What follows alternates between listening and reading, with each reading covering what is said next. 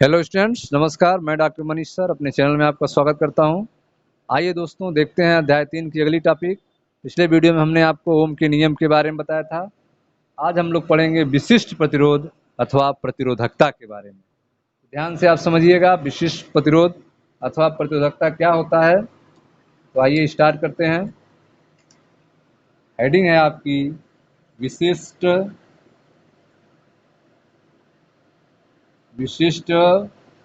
प्रतिरोध। विशिष्ट प्रतिरोध अथवा प्रतिरोधकता। विशिष्ट प्रतिरोध अथवा प्रतिरोधकता। ठीक है, पहले हम लोग समझते हैं विशिष्ट प्रतिरोध क्या होता है। विशिष्ट प्रतिरोध, ठीक है, इसे स्पेसिफिक रेजिस्टेंस कहा जाता है। विशिष्ट प्रतिरोध को क्या कहते हैं? Specific resistance. ठीक है, ध्यान समझिएगा। जब किसी चालक में जब किसी चालक में जब किसी चालक में वैद्युत धारा प्रवाहित जब किसी चालक में वैद्युत धारा प्रवाहित होती है तो चालक के भीतर किसी बिंदु पर वैद्युत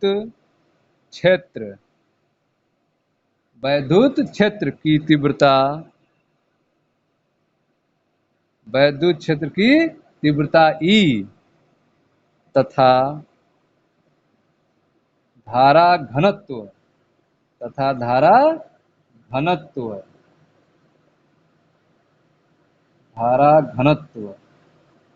J। धारा घनत्व कैसे प्रयोग करते हैं? J से। धारा घनत्व J के अनुपात को चालक का विशिष्ट प्रतिरोध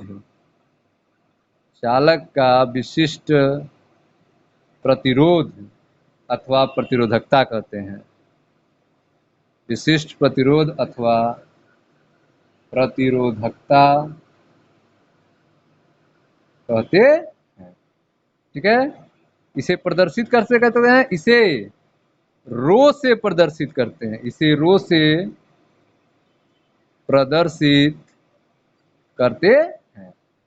ठीक है, इस प्रकार विशिष्ट प्रतिरोध या प्रतिरोधकता रो बराबर E बटा J।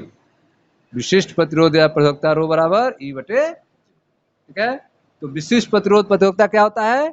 जब किसी चालक में विद्युत धारा प्रवाहित की जाती है, जब किसी चालक में वैद्युत धारा प्रवाहित की जाती है तो चालक के भीतर किसी भी बिंदु पर विद्युत क्षेत्र की तीव्रता तथा धारा घनत्व J का जो अनुपात होता है वह चालक का विशिष्ट प्रतिरोध या प्रतिरोधकता कहलाता है। रो बराबर E बटा J। ठीक है, वैद्युत क्षेत्र की तीव्रता और धारा घनत्व के अनुपात को ही विशिष्ट प्रतिरोध या प्रतिरोधकता कहते हैं। परिभाषा की अगर बात की जाए तो जब किसी चालक में वैद्युत धारा प्रवाहित होती है तो चालक के भीतर किसी भी बिंदु पर विद्युत क्षेत्र की तीव्रता तथा धारा घनत्व का अनुपात को चालक का विशिष्ट प्रतिरोध या प्रतिरोधकता कहते हैं। इसे रो से प्रदर्शित करते हैं। रो बराबर E बटा J। ठीक है, विशिष्ट प्रतिरोध जो है वह चालक के पदार्थ का तात्क्षणिक गुण होता है। ठीक है, विशिष्ट प्रतिरोध चालक के पदार्थ का लाक्षणिक गुण होता है। ठीक है, अब आगे देखते हैं। विशिष्ट प्रतिरोध के बारे में आप समझ लीजिए। अब अगला संबंध देखें। माना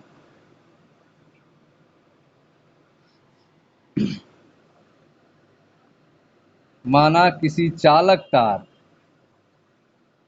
किसी चालक तार की लंबाई स्मॉल l तथा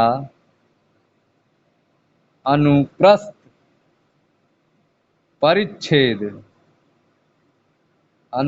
परिच्छेद का क्षेत्रफल a। अनुप्रस्थ परिच्छेद का क्षेत्रफल a है। ठीक है, माना इसके सिरों के बीच विभवांतर भी लगाने पर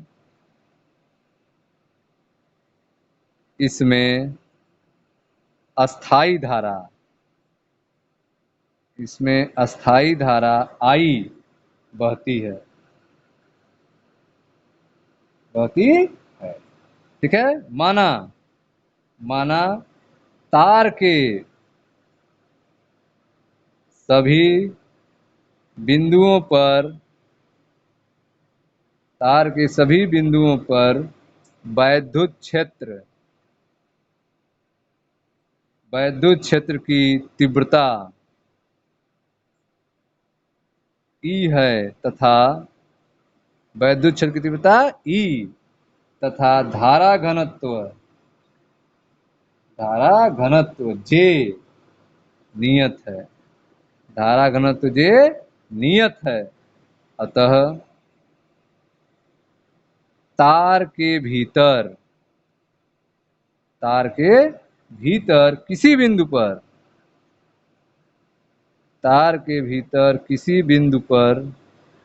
वैद्युत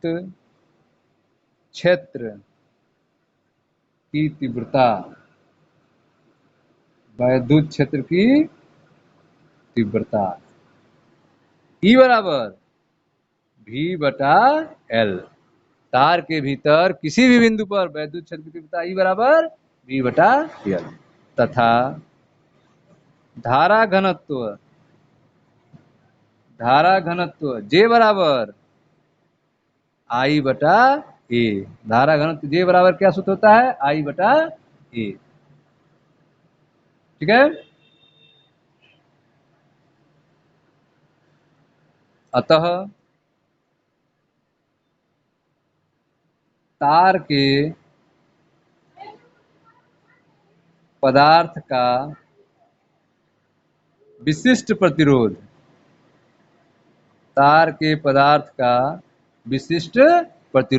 रो बराबर क्या सूत्र होता है? E/J।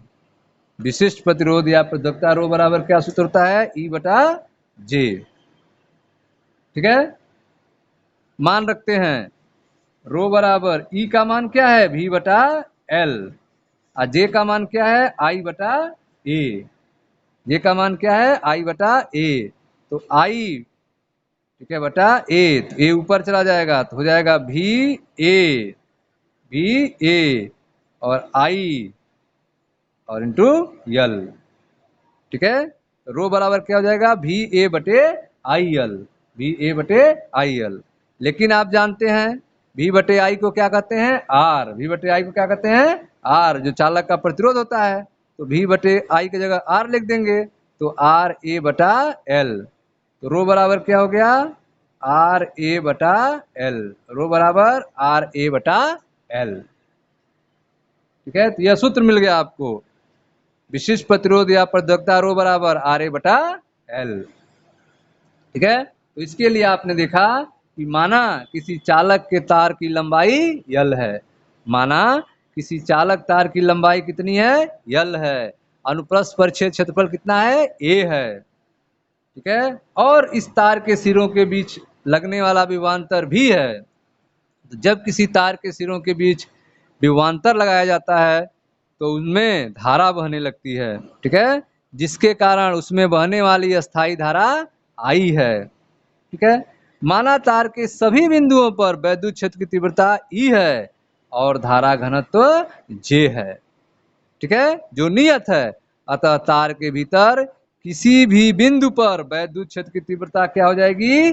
E बराबर V/L हो जाएगी और धारा घनत्व J बराबर क्या हो जाएगा? I/A ए हो जाएगा। अतः तार के पदार्थ का विशिष्ट प्रतिरोध रो बराबर ई बटा जे। सूत्र क्या जानते हैं? विशिष्ट प्रतिरोध रो बराबर ई बटा जे, रो बराबर ई बटा जे। मान रखते हैं रो बराबर ई का मान V बटा एल और जे का मान आई बटे ए ऊपर चला जाएगा तो रो बराबर भी ए बटे आई एल और भी बटे आई बराबर आर होता है, तो भी बटे आई की जगह आर लिखे तो आर ए बटे एल। तो रो बराबर सूत्र क्या मिल गया? आर ए बटा एल। ठीक है, तो आप देख रहे हैं कि जो विशिष्ट प्रतिरोध या प्रतिरोधकता है वह प्रतिरोध पर, अनुप्रस्थ काट के क्षेत्रफल पर निर्भर करती है, तार के लंबाई पर भी निर्भर करती है। विशिष्ट प्रतिरोध या प्रतिरोधकता तार के लंबाई के व्युत्क्रमानुपाती होती है, अनुप्रस्थ पर छेद के अनुक्रमानुपाती होती है। ठीक है, अब यहां से अगर परिभाषा देना हो तो कैसे देंगे? तो मान लेते हैं कोई तार है जिसकी लंबाई क्या है? 1 मीटर है। तार की लंबाई क्या है? 1 मीटर है। तार का अनुप्रस्थ परिच्छेद 1 मीटर स्क्वायर है। तार का अनुप्रस्थ परिच्छेद ए का मान क्या है? 1 मीटर स्क्वायर है। तो उस कंडीशन में रो बराबर किसके हो जाएगा? आर के। जब ए बराबर 1 मीटर स्क्वायर और एल बराबर 1 मीटर हो तो रो बराबर क्या हो जाएगा? आर के। ठीक है, मात्रक क्या होगा? ओम मीटर। रो बराबर आर। परिभाषा क्या देंगे? किसी तार का विशिष्ट प्रतिरोध, ठीक है, किसी तार का, किसी पदार्थ का विशिष्ट प्रतिरोध उस पदार्थ के 1 मीटर लंबे तथा 1 मीटर स्क्वायर अनुप्रस्थ काट के परिच्छेद क्षेत्रफल वाले तार के प्रतिरोध के बराबर होता है। किसी पदार्थ का विशिष्ट प्रतिरोध, विशिष्ट प्रतिरोध रो प्रतिरोध के बराबर होता है। कब? जब उस तार की लंबाई 1 मीटर हो और तार का अनुप्रस्थ परिच्छेद क्षेत्रफल 1 मीटर स्क्वायर हो। किसी पदार्थ का विशिष्ट प्रतिरोध उस पदार्थ के 1 मीटर लंबे तथा 1 मीटर स्क्वायर अनुप्रस्थ परिच्छेद के क्षेत्रफल वाले तार के प्रतिरोध के बराबर होता है। ठीक है, तथा ओम मीटर में व्यक्त किया जाता है। ठीक है, आगे देखते हैं। तो सूत्र आपको क्या मिला? रो बराबर आर ए बटा एल। सूत्र आपको मिला विशिष्ट प्रतिरोध या प्रतिरोधकता रो बराबर आर ए बटा एल। ठीक है, यहां से अगर आर निकालना हो तो क्या हो जाएगा? आर बराबर रो एल बटा आर ए। तो आर बराबर हो जाएगा रो एल बटा ए। आर बराबर क्या हो जाएगा? रो एल बटा ए।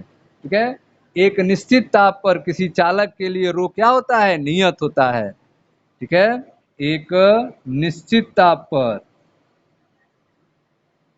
एक निश्चित ताप पर रो क्या होता है? नियत होता है। ठीक है, निश्चित ताप पर रो क्या हो जाएगा? नियत हो जाएगा। तो उस कंडीशन में आर जो होगा वह समानुपाती एल के होगा और व्युत्क्रमानुपाती ए के हो जाएगा। अर्थात किसी तार का प्रतिरोध जो होगा वह उसके लंबाई के अनुक्रमानुपाती और उसके अनुप्रस्थ परिच्छेद क्षेत्रफल के व्युत्क्रमानुपाती होता है।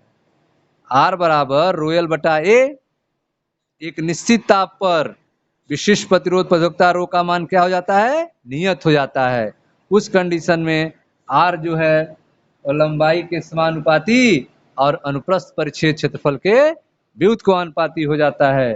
किसी तार का प्रतिरोध उसके लंबाई के अनुक्रमानुपाती और उसके अनुप्रस्थ परिच्छेद क्षेत्रफल के व्युत्क्रमानुपाती होता है। इसका मतलब क्या हुआ?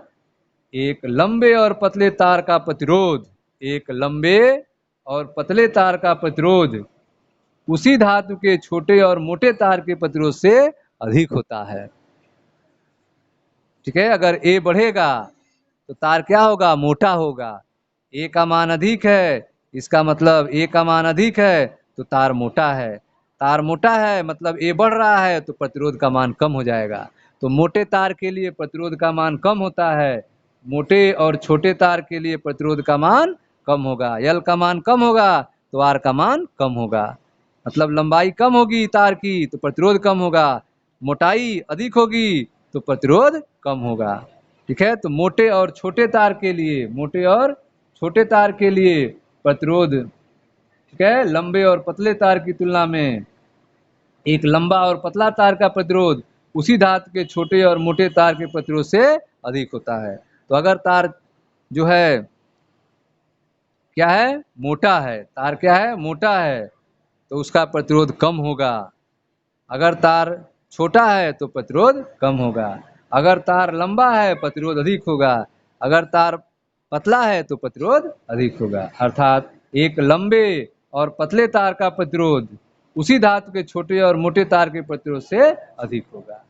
ठीक है। यदि किसी तार को खींचकर उसकी लंबाई दुगनी कर दिया जाए, यदि किसी तार को खींचकर लंबाई क्या कर दिया जाए, दोगुनी कर दिया जाए, तो उसका नया प्रतिरोध जो आएगा वह प्रारंभिक मान का 4 गुना हो जाएगा।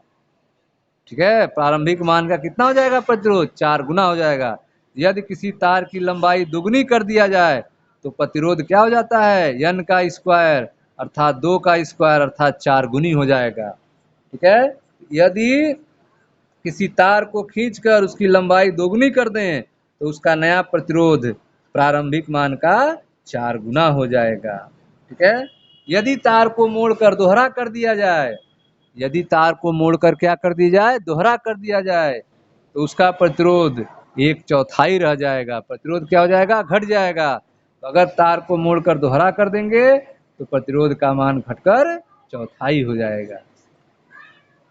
ठीक है स्टूडेंट्स, तो यह था आपका विशिष्ट प्रतिरोध और प्रतिरोधकता के बारे में, रो के बारे में।